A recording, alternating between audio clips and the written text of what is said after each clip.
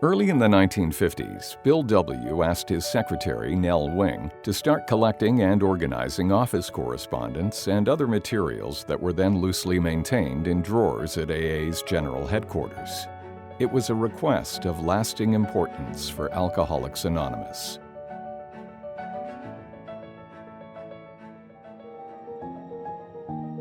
The GSO Archives was formally opened in 1975, and Nell would become GSO's first archivist.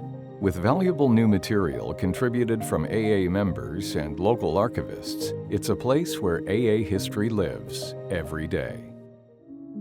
By the 1930s, Bill Wilson's alcoholism had destroyed a once promising Wall Street career and filled him with hopelessness.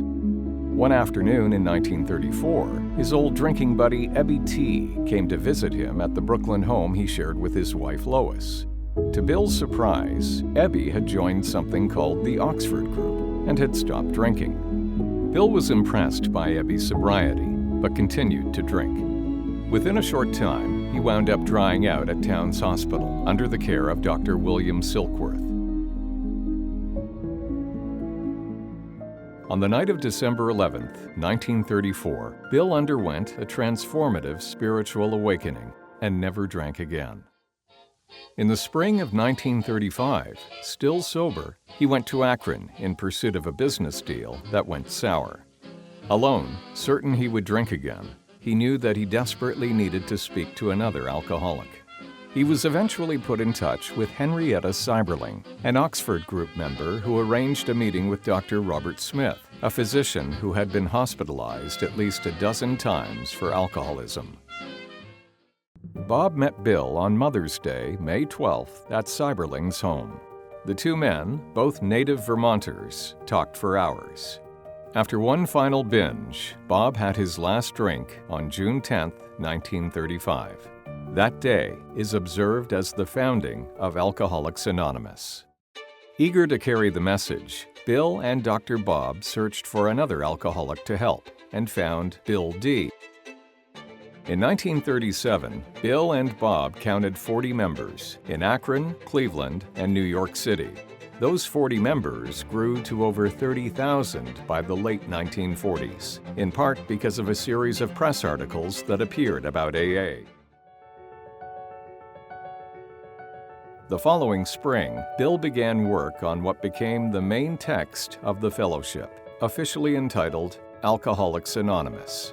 AA's 12 steps were encapsulated therein. Alcoholics Anonymous was published in 1939 with a first printing of 5,000 copies and became forever known as the Big Book.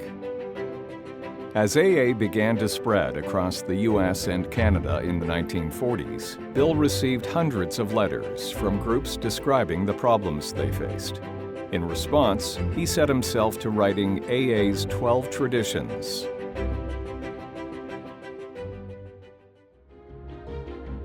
In 1955, at AA's 20th anniversary convention in St. Louis, the three legacies of recovery, unity, and service were turned over to the movement, central tenets that would guide the program into the future. Dr. Bob became ill and died on November 16, 1950. His memorable farewell address at the very first International Convention in Cleveland in July of that year focused on love and service. Our 12 steps, when simmered down to the last, resolve themselves into the words love and service. We understand what love is, and we understand what service is. So let's bear those two things in mind.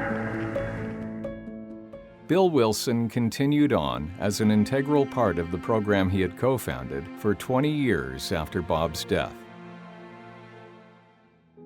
Bill Wilson, of all AA members, the one never quite gifted with anonymity, died on January 24, 1971. He and Dr. Bob left behind a thriving, growing movement.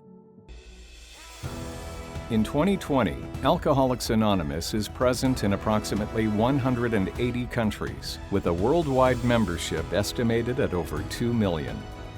The Big Book is now in its 4th edition. It has been translated into 70 languages, with over 40 million copies sold worldwide. What would our co-founders have made of the Alcoholics Anonymous of today? Given their fervent belief in the mission of AA, it's likely they would be gratified, but not surprised at the way AA continues to spread the message of hope and recovery across the globe.